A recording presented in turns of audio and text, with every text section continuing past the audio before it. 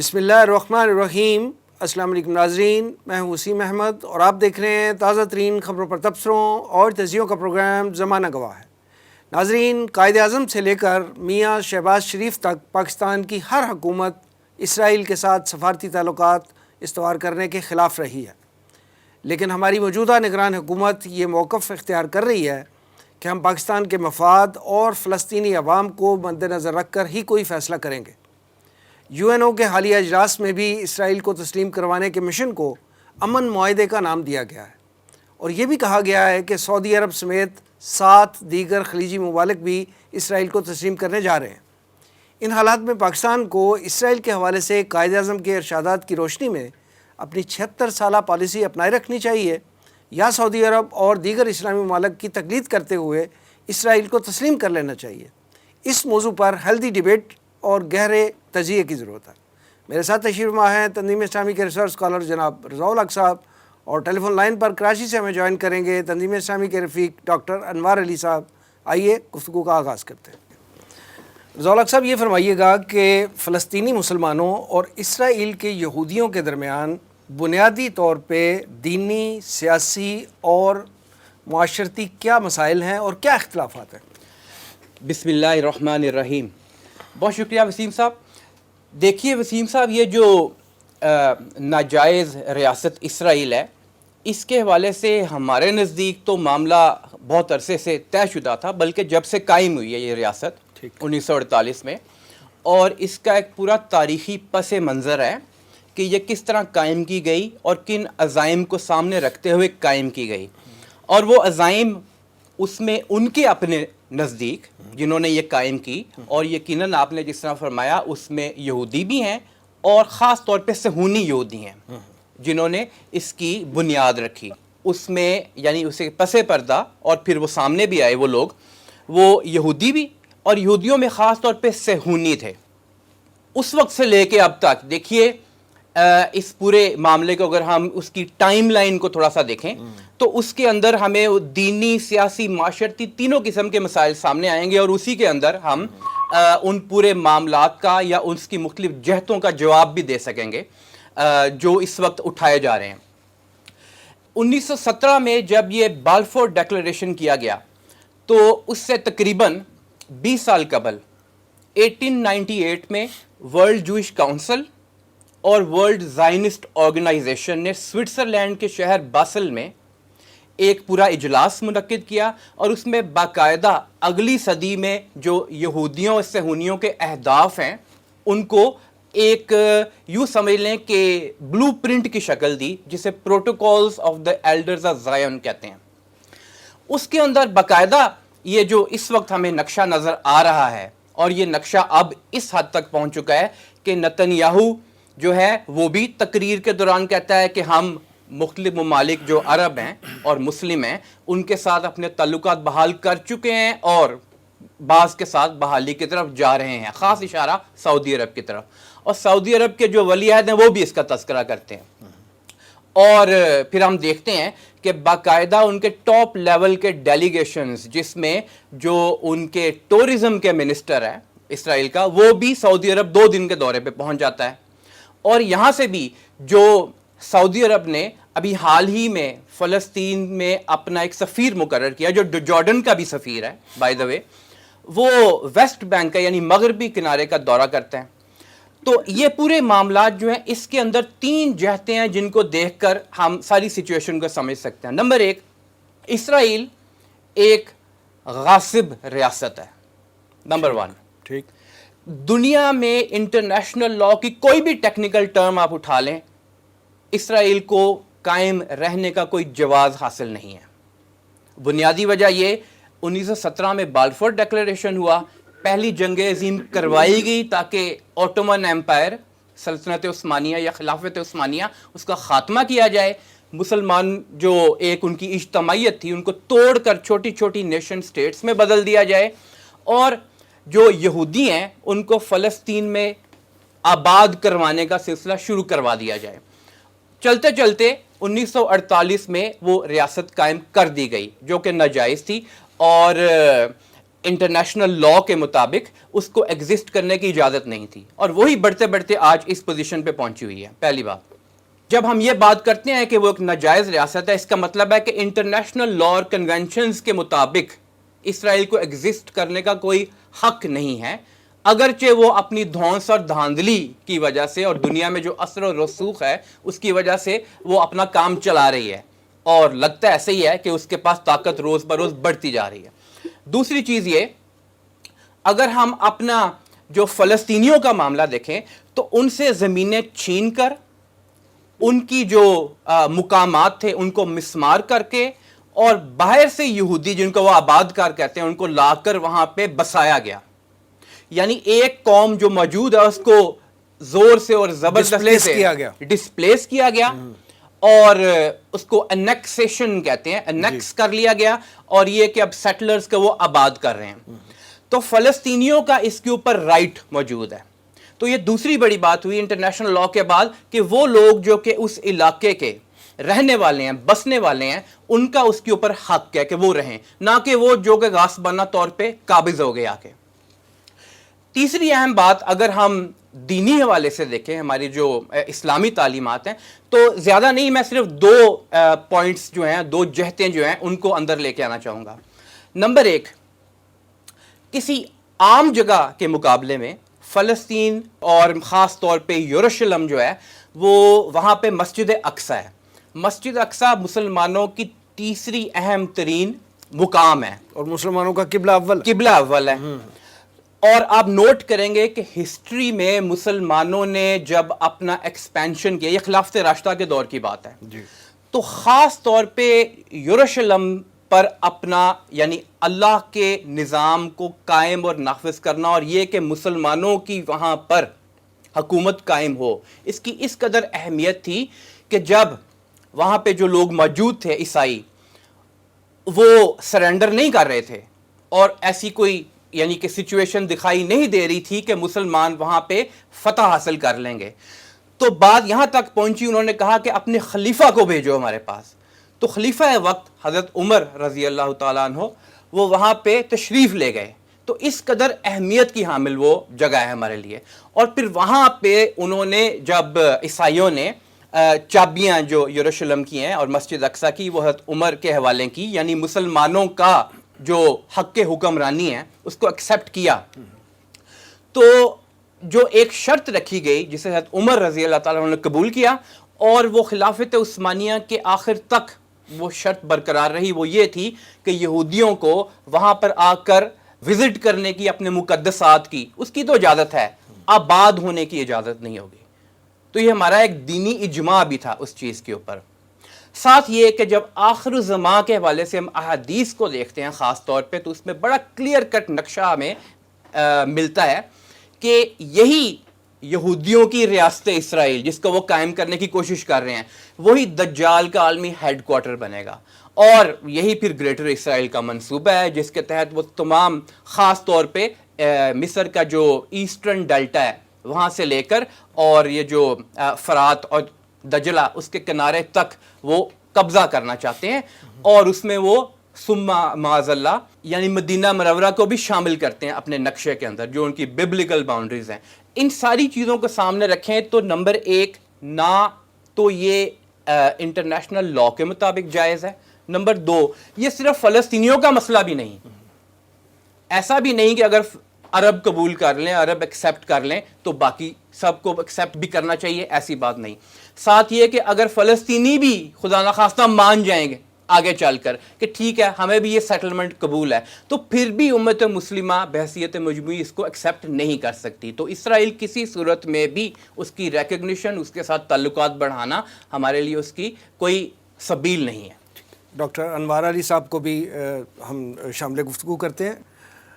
Doctor صاحب، اسرائیل کے prime minister Nitin Yahoo نے اقوام متحدہ کا جو ابھی حالیہ اجلاس ہوا ہے، یو این جنرل اسمبلی کے اجلاس میں یہ دعویٰ کیا ہے کہ ہم سعودی عرب کے ساتھ ایک پرامن معاہدے کی طرف بڑھ رہے ہیں، اور اگر یہ معاہدہ ہو گیا تو یہ ایک نئے مشرق وسطیٰ کو جنم دے گا. اور ہم حالات بھی دیکھ رہے ہیں کہ اس میں ڈیولپمنٹ ہو رہی ہیں، ڈے بائی ڈے ہو رہی ہیں، بلکہ ایک دن میں اسرائیلی وفد سعودی عرب اور سعودی عرب کا اعلیٰ سطحی وفد جو ہے وہ اسرائیل بھی گیا ہے، اور یہ ایک دن کی ڈیولپمنٹ ہے. تو یہ تازہ ترین ڈیولپمنٹ جو ہو رہی ہیں، اور یہ اس امن معاہدے کا جس کا انہوں نے یو این جنرل اسمبلی کے خطاب کے دوران دعویٰ کیا ہے، یہ اس کی ایک عملی تصویر بھی ہمیں نظر آ رہی ہے. تو آپ یہ بتائیے گا کہ کیا اس معاہدے کی تفصیلات آپ کے پاس ہیں، اور یہ معاہدہ جو ہے وہ کتنی اہمیت کا حامل ہوگا؟ جی بسم اللہ الرحمن الرحیم. دیکھیے یہ تو اس وقت جو صورتحال ہے، ماشاء اللہ اس کا ایک تجزیہ تو رضا الحق صاحب نے رکھا ہمارے سامنے. نتن یاہو کی جو تقریر ہے نا، جی میں چاہوں گا کہ اس کو تھوڑے سے مندرجات اگر اس پر ہم تھوڑا سا غور و فکر کریں، 2-3 بڑے اہم اس کے اندر چیزیں ہیں. جی ایک تو یہ کہ یہ 22 ستمبر کو جو اس نے تقریر کی ہے، اس میں یہ بات تو ببانگ دہل کہی ہے کہ یمن معاہدہ آخری مراحل میں ہے. جی اور اس کے ساتھ ہی اس نے جو 2-3 باتیں رکھی، اس میں ایک بات یہ رکھی کہ ماضی میں قیام امن کی تمام کوششیں اس لیے کامیاب نہیں ہوئی کیونکہ ان کی بنیاد، نوٹ فرمائی کا کہتا ہے کہ اس غلط تصور پر تھی کہ جب تک اسرائیل فلسطینیوں کے ساتھ امن معاہدہ نہیں کرتا اس وقت تک عرب ممالک کے ساتھ اس کے تعلقات معمول پر نہیں آئیں گے.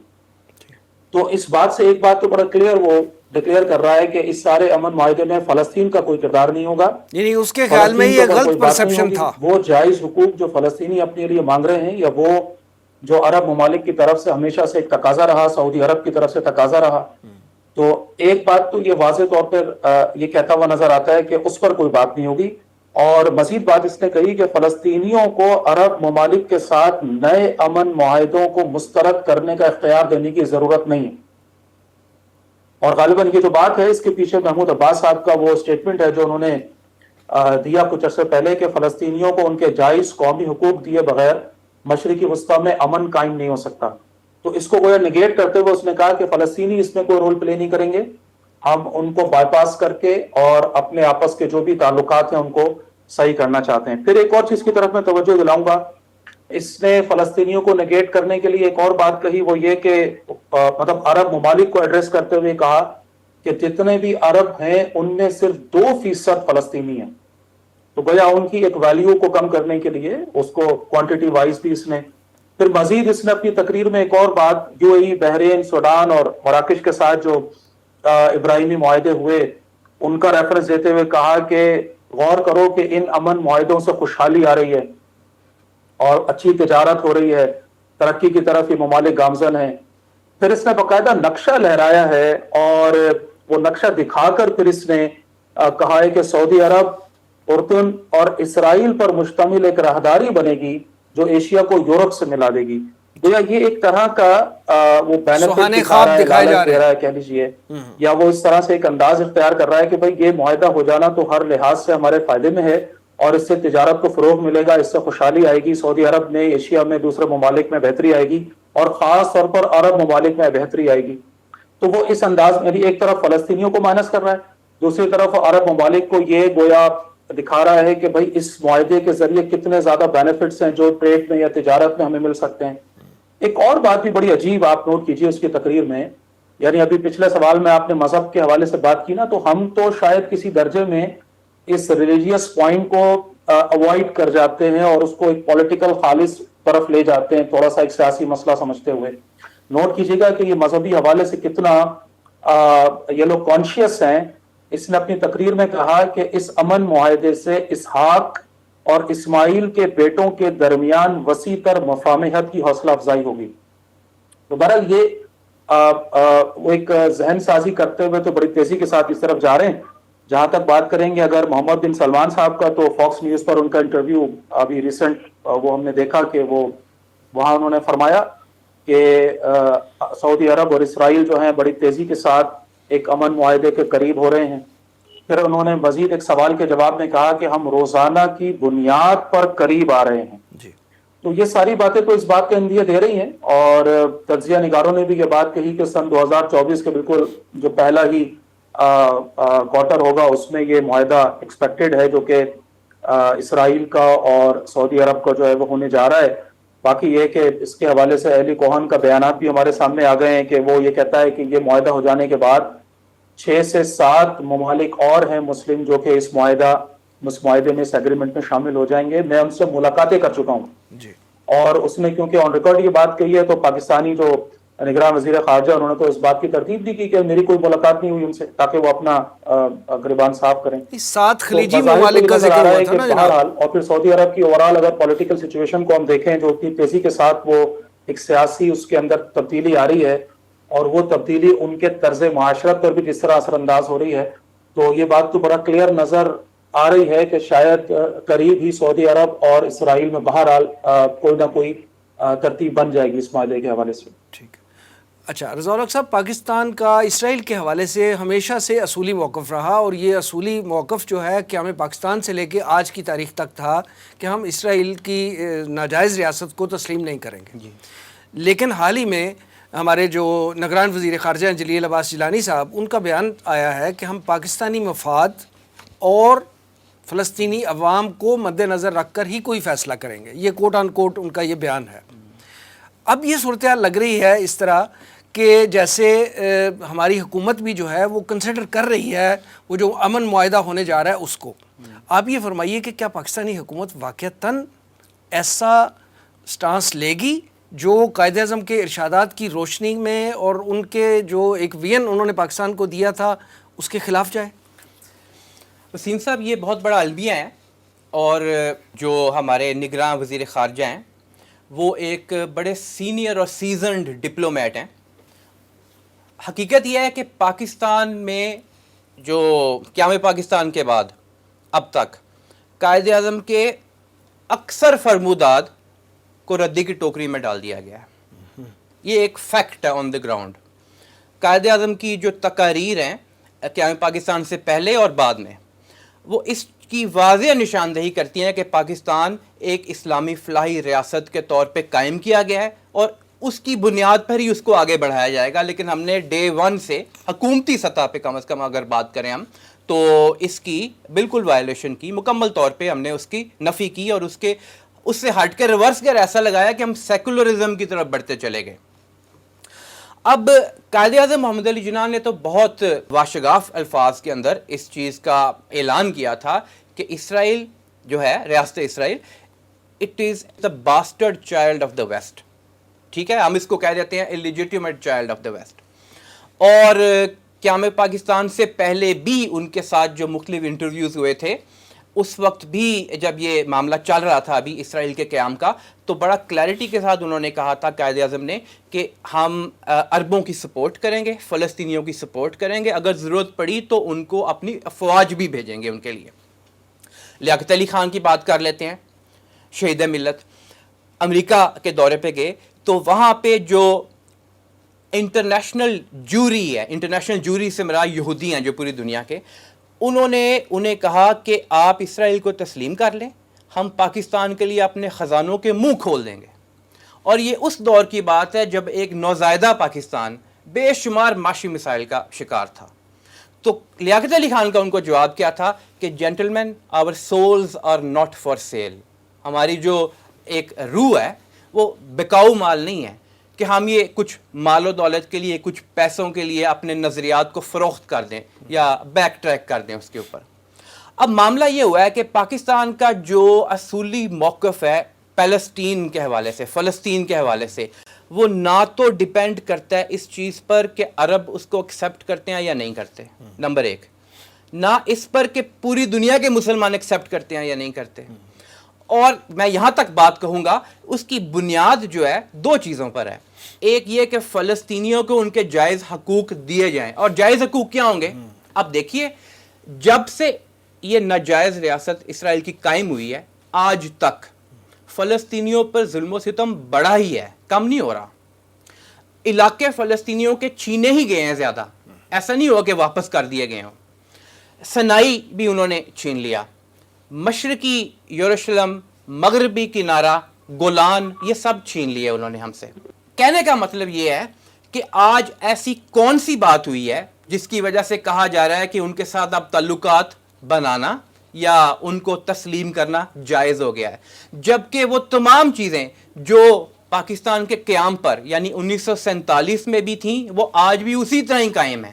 وہ ابھی بھی ایک ناجائز غاصب ریاست ہے. 2017 کا جو ان کا جوئش نیشن سٹیٹ لا انہوں نے بنایا تھا اس کو پڑھیں, اس میں بڑا صاف کلیئر الفاظ میں کہا گیا ہے کہ یہ صرف یہودیوں کے لیے ایک ریاست ہے اور باقی تو ان کو کسی سائیڈ پہ ایک چھوٹی سی جگہ دی جا سکتی ہے. مشرقی یروشلم کبھی وہ فلسطینیوں کو نہیں دیں گے. انہوں نے اتنی محنت اور اتنی تگو دو اس لیے نہیں کی کہ وہ اب جو ان کا حاصل کیا ہوا علاقہ ہے اس کو چھوڑ دیں دوسروں کے لیے. آپ یہ جو ابراہیم اکارڈز ہیں ان کو دیکھیں. عرب امارات کے ساتھ یہ وعدہ کیا گیا تھا ابراہیم اکارڈز کے دوران کہ مغربی کنارے پر دوبارہ حملے نہیں ہوں گے. جی انہوں نے جو نارملائز کر لیا اپنے تعلقات اسرائیل کے ساتھ مغربی کنارے پر آج بھی جاری ہیں.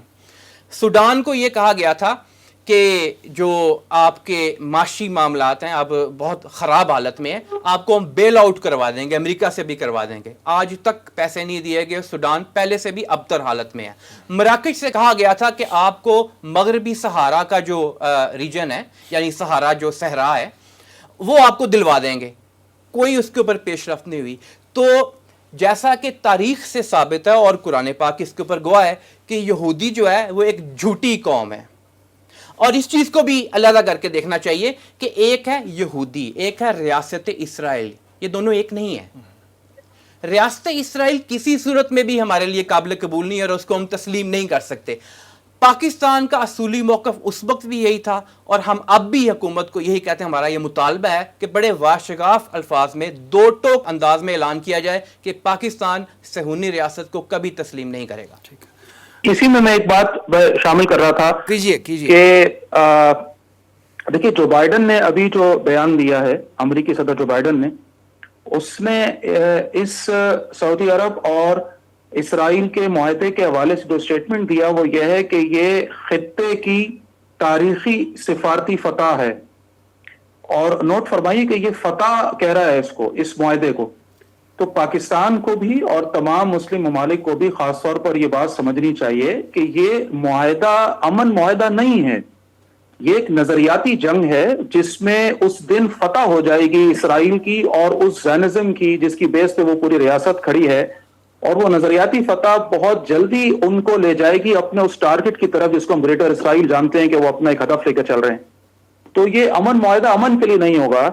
یہ نظریاتی سطح پر, مذہبی سطح پر, سیاسی سطح پر ہر مسلم ملک کی, اسلام کی جو اس وقت رکھوالے ہیں, خاص طور پر پاکستان کی اگر ہم بات کریں تو یہ ایک بدترین شکست ہوگی اگر ہم اس معاہدے کا حصہ بنتے ہیں یا اسرائیل کو تسلیم کرتے ہیں یا کسی بھی درجے میں اس کو ریکگنائز کرتے ہیں. ٹھیک. سر رضا الحق صاحب کی گفتگو سے یہ بات بڑی کلیئر ہو گئی ہے کہ بانیان پاکستان چاہے وہ قائد اعظم تھے یا ان کے بعد لیاقت علی خان تھے, جسے کبھی تسلیم نہیں کیا جا سکتا. یہاں تک الفاظ جو ہیں وہ قائد اعظم کے آن ریکارڈ ہیں. یہ فرمائیے گا کہ کیا اس وقت ہماری جو حکومت ہے وہ بانی پاکستان کے اس اولین اور بنیادی موقف سے انحراف کرنے جا رہی ہے؟ دیکھیں اس بات کے جواب کے لیے نا ہمیں سمجھنا ہوگا کہ ہماری اس وقت حیثیت کیا ہے. میں اگر آپ سے کہوں کہ ہم اس وقت ایک بالکل ایسی ریاست یا ایسی مملکت یا ایسی یہ حکومت چلا رہے ہیں کہ جس کی نہ کوئی بیس ہے, جس کی نہ کوئی بنیاد ہے, نہ ہمارے حکمران ہمارے ہیں, نہ ہماری پالیسیز ہماری ہیں. اب دیکھیے جو پریشرز ہیں, جو دباؤ ہے وہ کس لیول پر اور کس درجے ہے کہ اگر ایک طرف آپ امریکہ کو دیکھتے ہیں, ایک طرف آپ دنیا کے اندر جو پریشر بلڈ ہو رہا ہے اس کو دیکھتے ہیں, دوسری طرف آپ دیکھیں عوام کی طرف سے جو اب اس حوالے سے انالیسس ہو رہا ہے اور جو لوگ رائے دے رہے ہیں. جلیل عباسی صاحب کا جو یہ ٹویٹ آیا کہ پاکستان کا فی الحال اسرائیل کو تسلیم کرنے کا کوئی ارادہ نہیں ہے, اگر آپ اس کے نیچے جائیں اور پاکستانیوں کے اس میں ذرا جو بھی ٹویٹس آ رہے ہیں یا جو ان کی طرف سے کمنٹس آ رہے ہیں ان کو آپ دیکھیں تو بڑی حیرانگی ہوتی ہے کہ ہمارے بہت سے لوگ ہمارے ملک کے رہنے والے, ان کو اس بات کی نہ سمجھ ہے, نہ پتہ ہے, نہ اس کا کوئی بیک گراؤنڈ ان کے پاس ہے, اور وہ اپنی رائے میں دیتے ہوئے نظر آ رہے ہیں کہ بھئی یہ دور اب ایسا ہے کہ اس میں اس بات میں کوئی حرج محسوس نہیں ہو رہا کہ اسرائیل کو تسلیم کر لیا جائے اور ان کے ساتھ جو ہے وہ اپنی تجارت کو فروغ دیا جائے تاکہ امن کی طرف ہم آگے بڑھ سکیں. اسرائیلی وزیر زراعت کا یہ بیان ریکارڈ پہ موجود ہے کہ انہیں پاکستان آنے کی باقاعدہ دعوت دی گئی ہے. اسرائیلی اخبار کا یہ دعویٰ آن ریکارڈ موجود ہے کہ دونوں ملکوں میں اقتصادی تعلقات کو فروغ دینے کے لیے دفاتر کھولنے کی طرف ہم جا رہے ہیں اور اس حوالے سے ہماری ملاقاتیں چل رہی ہیں. ہرچند کہ ہمارے جو حکمران ہیں وہ اس بات کی نفی کر رہے ہیں، لیکن بہرحال یہ خبریں تھوڑے تھوڑے عرصے بعد سامنے آتی رہتی ہیں. اور ابھی اس وقت جو پاکستان کی صورتحال ہے، خاص طور پر معاشی حوالے سے جو اس وقت دباؤ ہے وہ بڑا کروشل ہے. وہ اس طرح سے پاکستان کو گھیرے ہوئے ہے کہ اب اس وقت ایک عام آدمی اپنے اس معاشی جھنجھٹ میں اس درجے جا چکا ہے کہ اسے اب اس بات کی پرواہ گویا کم ہو رہی نظر آ رہی ہے ہوتی بھی کہ پاکستان اسرائیل کے ساتھ جو بھی تعلقات رکھنا چاہتا ہے رکھے، کیونکہ اس کو اپنے گھر کا چولہا جلانا ہے، اس کو اپنے مسائل حل کرنے. یعنی ایک عام پاکستانی کو اس وقت مہنگائی کے نام پر ایک آرٹیفیشل سیناریو جو بلڈ کیا گیا ہے، ڈیولپ کیا گیا ہے، اور جو ہمارے انڈسٹریلسٹ ہیں، چاہے آپ ایلیٹ طبقے کی بات کریں، پڑھے لکھے طبقے کی بات کریں، ایک عام طبقے کی بات کریں، تو اس وقت اوورال ذہنوں میں جو پریشرز بلڈ کیے جا رہے ہیں حکومتی سطح پر، عوامی سطح پر، وہ گویا اس انداز میں ہو رہے ہیں کہ ایک وقت آئے گا کچھ عرصے کے بعد کہ بہت لیسٹ کنسرن ہوگا لوگوں کا، بہت کم اس حوالے سے ان کا کوئی رجحان ہوگا کہ پاکستان اسرائیل کو تسلیم کر رہا ہے کہ نہیں کر رہا. شاید مذہبی طبقات کی طرف سے کچھ ریئیکشن آئے گا، یقیناً آئے گا انشاءاللہ، اور وہ بات بھی ہوگی، لیکن وہ اس کی کیا اہمیت رہے گی اگر عوام الناس جو ہیں وہ اس حوالے سے اپنا ایک ذہن بنا چکے ہوں. تو بہرحال اس وقت تو خاص طور پر میں عرض کروں گا کہ ہمارے جو لیڈرز ہیں، ہمارے جو علماء ہیں، خاص طور پر انہیں اس موضوع کو عوام کے سامنے رکھنے کی بھی ضرورت ہے، لوگوں کی ذہن سازی کرنے کی بھی ضرورت ہے. ہمارے حکمران طبقات کے سامنے بھی یہ بات کھل کر واضح کر کے رکھنے کی ضرورت ہے کہ اگر وہ ایسا کچھ کرنے جائیں گے تو یہ تاریخ کی بدترین غلطی ہوگی جس کا خمیازہ ہماری آنے والی نسلیں بھگتیں گی. اس میں کچھ اضافہ کرنا چاہوں گا آپ کی اجازت سے. دیکھیے جو سعودی عرب کا معاہدہ ہے نا، یا اسرائیل کی طرف ہونے جا رہا ہے، جس کی باتیں بڑھ رہی ہیں، بہرحال اب تو دکھائی دیتا ہے جیسا ڈاکٹر صاحب نے بھی فرمایا. آپ ولی عہد MBS کا فاکس نیوز کا انٹرویو دیکھیں نا، تو ایسا دکھائی دیتا ہے کہ ایک ملک کی نہیں، ایک کمپنی کی بات کی جا رہی ہے. یعنی وہ سعودی عرب کو بحیثیت ایک کمپنی ریپرزینٹ کروا رہے ہیں وہاں پہ کہ یہ ایک ملک ہے، اس کے اندر میں مختلف جگہوں سے انویسٹمنٹ لے کے آ رہا ہوں، میں اس کو ترقی کی راہ کے اوپر آگے لے کے جا رہا ہوں، میرا ایک سویلین جوہری معاہدہ ہے جو میں چاہ رہا ہوں، اور وہ اگر میرے تعلقات بن جائیں تو اس کی وجہ سے مجھے وہ مل جائے گا. ایک کچھ دفاعی معاہدے ہیں میرے چند ایک، ان کو میں حاصل کر لوں گا.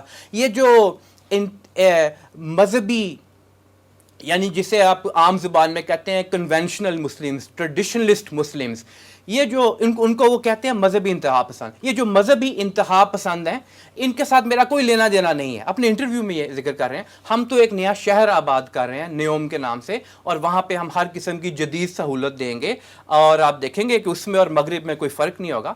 اچھا دوسری طرف پاکستان کو دیکھیں تو پاکستان کی ڈاکٹر صاحب نے بالکل صحیح فرمایا.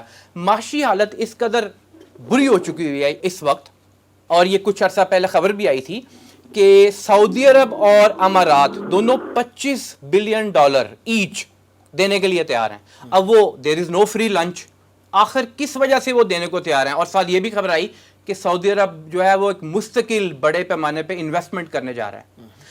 اچھا ساتھ اس کے یہ دیکھیں کہ یہ ایسا معاملہ ہے اسرائیل کا جس میں چین کو بھی کوئی مسئلہ نہیں ہوگا. یعنی مختلف معاملات پہ ہوتا ہے نا کہ اگر آپ کا خیال ہے کہ اس ایشو پہ چین ارریلیونٹ رہے گا، اس لیے وہ کم از کم اپنے آپ کو نیوٹرل رکھے گا چین، اس وجہ سے کہ اگر گوادر میں کوئی مسئلہ ہوتا ہے تو چین کو یقیناً اس سے خطرہ ہے، اور چین اس کو محسوس کرتا ہے. کوئی گلگت بلتستان میں معاملہ ہوتا ہے تو چین اس کے اوپر اپنی آواز اٹھاتا ہے. ایون انڈیا کے ساتھ تعلق یا کوئی اور اس طرح کا معاملہ ہو تو چین آواز اٹھاتا ہے.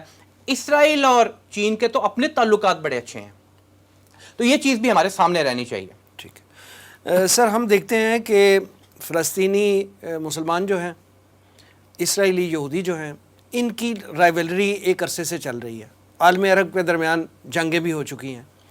اب اسرائیل نے یہ چیز باور کی ہے کہ ہم جنگوں کے ذریعے جو ہے ان کو فتح تو نہیں کر سکتے، تو ان کو ایک امن کا پیغام دیا جائے، ایک سو کالڈ امن کا پیغام دیا جائے، اور اس کے ذریعے جو ہے ہم ان کو اپنے ٹریپ میں لے کے آئیں.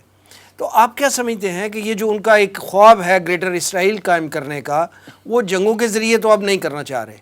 کیا خیال ہے کہ یہ وہ امن کا معاہدہ جو ہے یہ اسی ٹریپ کا حصہ ہے، اور گریٹر اسرائیل کا قیام وہ اسی طرح اور اسی نظر سے دیکھ رہے ہیں؟ حقیقت یہ ہے کہ یہ امن کا معاہدہ نہیں ہے، یہ فتح کا معاہدہ ہے. یہ دوسرے کو فتح کرنے کے لیے ایک معاہدہ ہے. اسرائیل نے یہ محسوس کر لیا ہے، اور کچھ عرصے سے وہ محسوس کر رہا ہے کہ میرے جو بنیادی طاقتور حریف تھے اس خطے میں، ان میں عراق تھا, لیبیا تھا, شام تھا اور مصر تھا. ان کو پہلے ہی کمزور کر چکا ہوں میں. ایران ایک میرا بڑا دشمن ہے, لیکن اس کو میں ابھی بعد میں دیکھوں گا. اس کی یہ سوچ ہے, وہ سمجھ رہا ہے کہ مجھے اس وقت جنگ کی ضرورت نہیں ہے. اگر کوئی گڑ سے مرتا ہو تو اس کو زہر دینے کی کیا ضرورت ہے.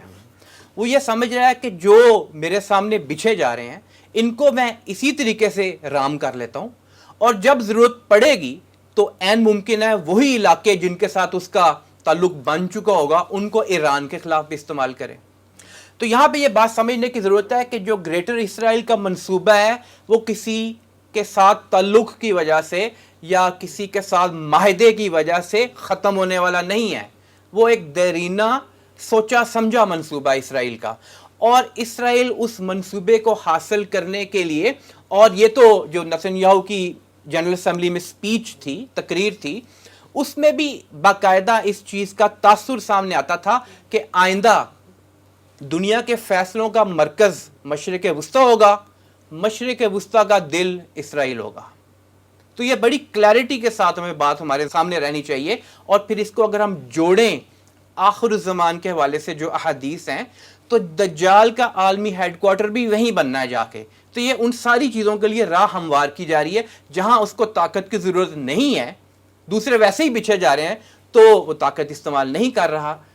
جہاں ضرورت پڑے گی آپ دیکھیں گے وہ طاقت پھر استعمال کرے گا. ٹھیک ہے ڈاکٹر صاحب, اس وقت ہم حالات کا جائزہ لیں تو ہمیں یہ نظر آتا ہے کہ سعودیہ کو فوکس کیا ہوا ہے اس وقت اسرائیل نے, اور چند دیگر خلیجی ریاستوں کو بھی فوکس کیا ہوا ہے امن معاہدے کے نام پہ.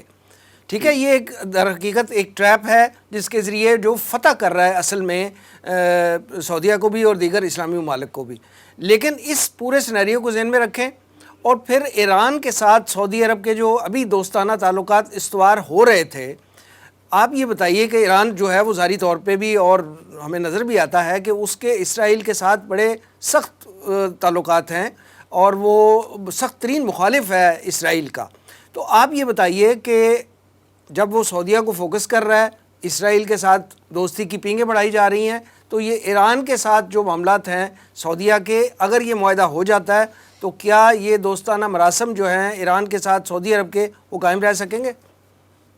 جی, بڑا اہم سوال ہے. اور دیکھیے, یہ جو سعودی عرب اور اسرائیل معاہدے کے حوالے سے جو ڈریگ فورسز ہیں جو اس کو اس طرف لے جا رہی ہیں, اس میں ایک بہت امپورٹنٹ فیکٹر ہے. یہ آپ کو اگر ذہن میں ہو تو یہ اپریل کی بات ہے اسی سال 2023 کی, کہ جس میں سعودی عرب اور ایران کے حوالے سے یہ خبریں بڑی تیزی کے ساتھ آ رہی تھیں. جی, اور سفارتی تعلقات بحال ہوئے تھے, جو خارجہ طور پر وہ آپس میں خارجہ پالیسیز اپنی بہتر کر رہے تھے ایک دوسرے سے ملنے کے لیے. جی, تو اسی دوران میں یہ بیان آیا تھا ایلی کوہن کا, جو اسرائیلی وزیر خارجہ ہے. اس نے یہ بیان دیا, بڑا عجیب دیا, کہ سعودی عرب کو یہ سمجھنا چاہیے کہ اس کا اصل دشمن اسرائیل نہیں بلکہ ایران ہے.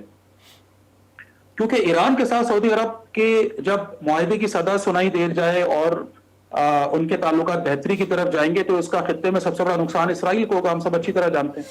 تو اسرائیل اس وقت ایکٹیو ہوا ہے, اور اس کے بعد ایک دم تیزی آئی ہے سعودی عرب کے ساتھ. اسرائیل کے تعلقات کی گونج سنائی دی, ان کے کانٹیکٹس بہت زیادہ تیزی کے ساتھ ہمیں سنائی دینے لگے. اور اب ہم اس موڑ پر آ گئے کہ جب ہمیں نظر آ رہا ہے کہ بہت جلد ہم ایک معاہدہ دیکھنے والے ہیں کہ جو اسرائیل کا اور سعودی عرب کا ہوگا. محمد بن سلمان صاحب کا یہ بیان آیا اسی دوران کہ اسرائیل کے ساتھ تعلقات معمول پر آنے کے قریب ہیں, اور اگر ایران نے جوہری ہتھیار حاصل کیے تو سعودی عرب بھی کرے گا. تو معلوم یہ ہوتا ہے کہ اسرائیل گویا ایک معذرت کے ساتھ میں لفظ استعمال کر رہا ہوں, لالی پاپ دکھا رہا ہے سعودی عرب کو. اس میں غالباً یہ جوہری توانائی کا حصول یا اس کو ایٹامک پاور بنانے کے حوالے سے کوئی نہ کوئی ایسی فیسیلیٹیشن ہے کہ جس کا اس معاہدے کے اندر کوئی نہ کوئی ہڈن پارٹ ہے. اور یہ بات آن ریکارڈ بھی موجود ہے, کیونکہ یہ 3 بنیادی نکات ہیں کہ جس کے اوپر سعودی عرب اور اسرائیل جو ہے وہ ایک جگہ جمع ہو رہے ہیں. اس میں سے 2 تو ظاہر ہے سعودی عرب کے سے ریلیٹڈ ہے, جس میں سیکیورٹی کی گارنٹی ہے جو مانگی گئی ہے دونوں طرف سے ایک دوسرے کے لیے. جوہری ٹیکنالوجی کا حصول ہے کہ جو سعودی عرب چاہتا ہے کہ اس معاہدے کے ذریعے مجھے مل جائے.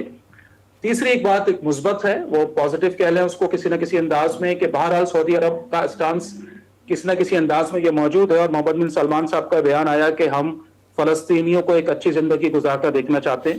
تو یہ اطلاعات بھی ہیں کہ اس معاہدے کے اندر فلسطینیوں کے لیے کوئی نہ کوئی رعایت کا آپشن جو ہے وہ اس کے اندر موجود ہوگا. بہرحال یہ تو ہم دیکھیں گے آگے کہ کیا ہونا ہے اور کیا نہیں ہونا. لیکن یہ بہت بہت اہم ہے کہ سعودی عرب اور ایران کے جو تعلقات ہیں اسرائیل نہیں چاہتا کہ وہ بہتر ہوں. وہ چاہتا ہے کہ یہ تنازع کھڑے رہیں, وہ چاہتا ہے کہ کانفلکٹس رہیں, یہ ایک کھینچا تانی رہے. وہ کبھی بھی نہیں چاہے گا کہ مسلم ممالک آپس میں مل کر بیٹھیں, کیونکہ اگر ایسا ہوتا ہے تو یقیناً یہ اس کے لیے بہت زیادہ نقصان کی بات ہوگی. ٹھیک. رضا الحق صاحب, یہ ساری گفتگو جو ہم نے کی ہے اس سنیریو پورے کو اپنے ذہن میں رکھتے ہوئے یہ بتائیں کہ اس کا اسرائیل کا مین کانفلکٹ جو ہے وہ ہے فلسطینی مسلمانوں کے ساتھ. اگر فلسطینی مسلمانوں کو وہ کسی نہ کسی ایگریمنٹ پہ راضی کر لیتا ہے, اسی طرح سعودیہ بھی ان کے اس ایگریمنٹ کو اپریشیٹ کرتے ہوئے اسرائیل کے ساتھ جو ہے وہ امن معاہدے پہ راضی ہو جاتا ہے, اور دیگر خلیجی اسلامی ریاستیں بھی جو ہیں وہ اس معاہدے کو ویلکم کرتے ہیں, تو کیا خیال ہے پاکستان کو پھر اتنی دور بیٹھ کے پاکستان کو کیا مذائقہ ہے اسرائیل کو تسلیم نہ کرنے سے؟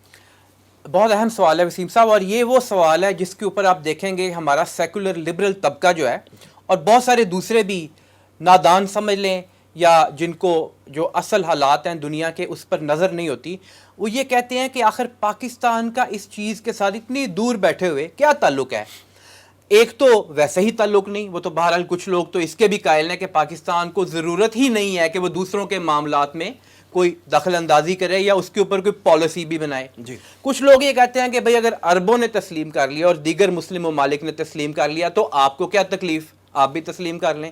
تیسرے پھر کچھ وہ ہیں جو کہتے ہیں کہ اچھا بنیادی طور پہ تو فلسطینیوں کا مسئلہ ہے نا, فلسطینیوں نے تسلیم کر لیا اور دیگر مسلم ممالک جس میں عرب بھی ہیں بالفرض ان سب نے بھی تسلیم کر لیا, تو پھر تو معاملہ ہی ختم ہو گیا نا, پھر تو کوئی مسئلہ رہ ہی نہیں گیا.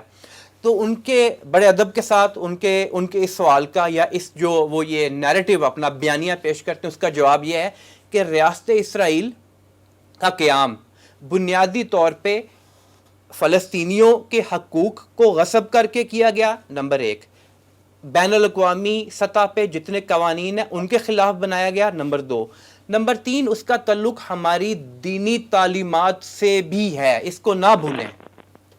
اسرائیل یا یہودیوں کی ریاست قائم ہو جانا, اس کی بنیاد پہ آگے چل کے گریٹر اسرائیل کا بن جانا, تو یہی وہ عالمی حکومت ہے دجال کی جس کے لیے وہ بیج بو رہے ہیں. ہمارے لوگ کیوں اس بات کو بھول جاتے ہیں؟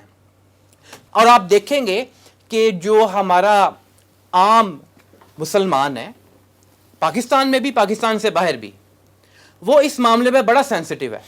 یہ جو ٹویٹر کے اوپر اور فیس بک کے اوپر آپ دیکھتے ہیں لوگوں کو, یوٹیوب کے اوپر بھی, یہ ایک خاص پڑھا لکھا طبقہ ہے اور آپ اس میں بھی دیکھتے ہیں کچھ آوازیں جو وہ سیکولر لبرل ہوتی ہیں. لیکن جو عام مسلمان ہیں سڑکوں کے اوپر, گاؤں کے اندر, محلوں کے اندر, گلیوں کے اندر, چاہے وہ پاکستان میں ہو چاہے وہ لیبیا میں ہو. ابھی آپ کو یاد ہے پچھلے دنوں یہ تقریباً 2 ماہ پہلے کی بات ہے کہ لیبیا کی جو وزیر خارجہ ہے ایک سمٹ کے دوران اسرائیل کی وزیر خارجہ ایلائی کوہن سے ملاقات کر لی, اور لوگوں نے وہاں پہ اس قدر احتجاج کیا کہ اس کو ملک چھوڑ کے جانا پڑا اور اس کو پھر وہاں سے سبک دوش بھی کر دیا گیا لیبیا میں. تو یہ مسلمانوں میں ابھی بھی جذبہ موجود ہے اور وہ سمجھتے ہیں اس بات کو, اور میرا نہیں خیال کہ عوام بھی یہ ہونے دیں گے, یعنی کہ یہ اس چیز کو پاسبل ہونے دیں گے حکومت پاکستان کے لیے یا وہ جو فیصلہ ساز ہیں ان کے لیے, اور علماء اکرام بھی یقیناً اس کے اندر اپنا رول ادا کریں گے کہ کسی صورت میں بھی اسرائیل کی ناجائز ریاست کو تسلیم نہ کیا جائے. اس کو تسلیم کر لیا تو مسلمانوں نے خود ہی اپنی جڑ کاٹ دی, یوں سمجھ لیں آپ. ڈاکٹر صاحب یہ بتائیے گا کہ پاکستانی عوام اور پوری مسلم دنیا کے عوام, نوٹ کیجئے گا میں عوام کہہ رہا ہوں, حکمرانوں کی بات نہیں کر رہا, پاکستانی عوام اور پوری دنیا کی مسلمان کمیونٹی جو ہے وہ اسرائیل کے سخت ترین مخالف رہی ہے. یہ معاہدات جس کی ابھی بڑی باتیں ہو رہی ہیں, جس کی بڑی تیاریاں ہو رہی ہیں, اگر یہ منظر عام پہ آ جاتا ہے تو آپ کے خیال میں پوری مسلم امہ جو ہے اس کو ٹھنڈو پیٹوں برداشت کر لے گی, یا یہ معاہدہ جو ہے یہ دنیا بھر میں ایک نئے فتنے اور انتشار کا باعث بنے گا؟ جی دیکھیں, یہ بڑا تکنیکی سوال ہے. میرا انشاءاللہ پورا یہ بلیف ہے, اور رضا الحق صاحب نے جیسے فرمایا کہ ایک عام مسلمان یقیناً اس حوالے سے بڑا کانشیس ہے اور یہ گویا ایک طرح سے اس کے ایمان کا حصہ ہے. اور اسرائیل کو تسلیم کرنا اتنی چھوٹی بات نہیں ہوگی, یہ ایک بہت بڑا موڑ ہوگا, بڑی تباہی اس کی وجہ سے آ سکتی ہے, اور عوام الناس کی سطح پر بہت زیادہ یقیناً اس میں فسادات یا ریاکشن آئے گا. احتجاج یا اس کے حوالے سے بہت بڑا پروٹیسٹ ہم ایکسپیکٹ کر سکتے ہیں کہ یقیناً جو آئے گا, اور آنا بھی چاہیے, اور ہمیں امید ہے کہ آئے گا. لیکن ہم اس زاویے کو اگنور نہ کریں جو میں نے تھوڑی دیر پہلے بھی عرض کیا, کہ آپ نوٹ کیجئے کہ یہ اس وقت جو مصنوعی معاشی بحران ہے نا, ہو سکتا ہے کہ میری اس بات سے کچھ اہل علم اختلاف کرے, یہ جو معاشی بحران ہے ایک درجہ اپنی جگہ ہے, لیکن اس کو بہت زیادہ بڑھا چڑھا کر ہمارے اوپر انڈکٹ کیا جا رہا ہے, لوگوں کو ڈائیورٹ کرنے کے لیے, ان کو ذہنی طور پر مفلوج کرنے کے لیے, ان کو اصل جو ایشوز ہیں, اصل جو پرابلمز ہیں, اصل جو مسائل ہیں, ان سے ان کا ذہن ہٹانے کے لیے. ایک عام آدمی کی زندگی میں اس وقت 2 وقت کا کھانا ہی سب سے بڑا مسئلہ بنا ہوا ہے. ایک عام سطحی زندگی آپ اگر شہروں میں, گاؤں میں, دیہاتوں میں آ کر اس وقت دیکھیں تو واقعتاً اس وقت حالات بہت برے ہیں. تو ان معاشی اس جکڑن میں ایک عام آدمی بہرحال آہستہ آہستہ, جو ان کی سازش ہے, جو یہ چاہتے ہیں کہ اس کے ذریعے ایسا ہو, اور ایسا ہوتا ہوا نظر آ رہا ہے کہ ایک آدمی کے لیے ایک مسئلہ بس یہ رہ جائے کہ کسی طریقے سے میں اپنا معاش سنبھال لوں, اپنے اور اپنے گھر والوں کے کھانے پینے کی فکر اس وقت بہت بڑا مسئلہ بن کر سامنے آ رہی ہے. تو یہ بھی ہمارے حکمرانوں کو, اور ہمارے, جیسے میں نے پہلے بھی عرض کیا, علماء حضرات خاص طور پر اس میں بڑا کروشل رول پلے کریں گے, اس مسئلے کو زندہ رکھنے کے لیے, لوگوں کو بتانے کے لیے, لوگوں کو سمجھانے کے لیے کہ اس مسئلے سے وہ ڈائیورٹ نہ ہو جائیں, وہ ایسا نہ ہو جائے کہ نیگلیکٹ کر جائیں اور اس کو کہیں ادھر ادھر بھول جائیں. لیکن بہرحال الحمدللہ اس وقت بھی ہر وہ شخص کو کلمہ پڑھتا ہے اور جس کو پاکستان کی نظریاتی سرحدوں سے ذرا سی بھی وابستگی ہے, وہ کسی صورت بھی اس بات کو برداشت نہیں کرے گا کہ پاکستان یا بہرحال سعودی عرب کے ساتھ بھی ایک جذباتی وابستگی ہے, اس کے ساتھ ایک بہرحال بڑی نسبت ہے. تو ایک پاکستان تو بہت بعد میں سمجھتا ہوں کہ سعودی عرب بھی اگر اسرائیل کے ساتھ معاہدہ کرتا ہے تو یہ بہت زیادہ رنج و الم کی کیفیت ہوگی ہر اس شخص کے لیے جو کہتا ہے لا الہ الا اللہ محمد رسول اللہ صلی اللہ علیہ وسلم. رضوان اکثر پروگرام کے آخر میں یہ بتائیے گا کہ اسرائیل کے ساتھ تعلقات کے حوالے سے تنظیم اسلامی کا کیا موقف ہے, اور اس ضمن میں آپ حکومت پاکستان کو کیا سجیشن دیں گے؟ وسیم صاحب, تنظیم اسلامی کا وہی موقف ہے جو ہماری دینی تعلیمات اور بانیان پاکستان کا موقف تھا. وہ یہ کہ اسرائیل کو تسلیم کرنا اسلام, فلسطینی مسلمانوں اور نظریہ پاکستان ان سے غداری ہے. اور اس کی وجہ بنیادی طور پہ یہ کہ اسرائیل کا قائم ہونا وہ بھی ناجائز ہے, اسلامی تعلیمات کی سرین خلاف ورزی اگر اس کو تسلیم کر لیا جائے. پھر یہ کہ نظریہ پاکستان کی, جو کہ نظریہ پاکستان در حقیقت نظریہ اسلامی ہے, تو اس کی بنیاد پر بانیان پاکستان نے شروع سے ہی یہ اصولی بات طے کر دی تھی کہ اسرائیل کی ناجائز ریاست کو کسی صورت میں تسلیم نہیں کیا جائے گا. اس پر یہ اگلی بات یہ کہ جیسا کہ ڈاکٹر صاحب فرما رہے تھے کہ پاکستان میں معاشی مسائل بہت زیادہ ہیں, اور جیسا کہ احادیث میں بھی تذکرہ ہے, ایک طرف تو یہ کہ جو فقر ہے وہ کفر کی طرف لے جاتا ہے, اور یہ بھی بات احادیث میں ہے کہ جب مسیح الدجال آئے گا تو اس کے ایک ہاتھ میں آگ اور ایک ہاتھ میں پانی ہوگا, اور وہ لوگوں کو بلائے گا, اور جو اس کی آگ میں داخل ہوگا وہ در حقیقت پانی میں ہے, اور جو اس کی پانی میں داخل ہوگا وہ در حقیقت آگ میں ہے. یعنی انتہائی سخت ترین مشکل معاشی حالات میں بھی دین اور رسول کا دامن نہ چھوڑنا یہ انتہائی اہم ہے. اور ہمیں پاکستان میں جو ہمارے بنیادی معاشی جتنے مسائل ہیں معاشی, ان کے کچھ محرکات ہیں, ان کی کچھ وجوہات ہیں. سب سے بڑی سودی معیشت, اس کا خاتمہ انتہائی اہم ہے. پھر یہ کہ کرپشن اور اس کے ساتھ ملتے جلتے جتنے بھی معاملات ہیں ان کو دور کیا جائے. الغرض یہ کہ جو علتیں ہیں, جو وہ چیزیں جو اسلام کے خلاف ہیں ہماری معیشت میں, ان سب کو دور کیا جائے, اور جو اسلام کے معاشی نظام کے اندر ہمیں فراہم کی گئی ہیں پالیسی کے حوالے سے نکات, یا یہ کہ ان چیزوں کو امپلیمنٹ کرنا چاہیے, ان کو نافذ کرنا چاہیے, ان کو نافذ کیا جائے. اور خوش قسمتی کی بات یہ ہے کہ فیڈرل شریعت کورٹ نے یہ سود کے حوالے سے مقدمہ چل رہا تھا 2022 کے رمضان المبارک کے بالکل آخری عشر میں, جو اس کے حوالے سے فیصلہ دیا, اس میں نہ صرف یہ کہ سود کو ختم کرنے کے حوالے سے حکومت کو ہدایات جاری کی، بلکہ 5 سال کے اندر ملکی معیشت کو اسلام کے مطابق اس کی جو ڈالنے کا روڈ میپ بھی دیا. جی اسلامی تعلیمات کے مطابق اس کو مکمل طور پر استوار کرنے کا روڈ میپ بھی دیا. تو معاشی حالات ہم اس طرح ٹھیک کر سکتے ہیں اپنے، سیاسی حالات جو ہمارے وہ بھی بہرحال ٹھیک ہو سکتے ہیں اگر سب مل بیٹھ کر ملکی مفاد میں سوچیں. اور یہ کہ پھر حقیقت یہ ہے کہ جب تک ہم نظریہ پاکستان اس کو عملی طور پہ ملک میں نافذ نہیں کرتے، قائم نہیں کرتے، اس وقت تک ہماری وجہ جواز ہی پوری نہیں ہو سکے گی. اور پھر ہم سٹینڈ لیں کہ ہم کسی صورت میں بھی ناجائز صہیونی ریاست اسرائیل کو تسلیم نہیں کریں گے. ٹھیک ہے. رضا الحق صاحب اور ڈاکٹر انوار علی صاحب، آپ دونوں حضرات کا پروگرام میں تشریف آوری کا بہت شکریہ. ناظرین، یہ تھا آج کا پروگرام. آج کے لیے اتنا ہی. ہمارے تمام سوشل میڈیا پیجز پر اس پروگرام کا فیڈ بیک ضرور دیجیے گا. آپ ہمیں ای میل بھی کر سکتے ہیں. ہمارا ایڈریس ہے media@tanzeem.org. اگلے پروگرام تک کے لیے وسیم احمد کو اجازت دیجیے. اللہ نگہبان.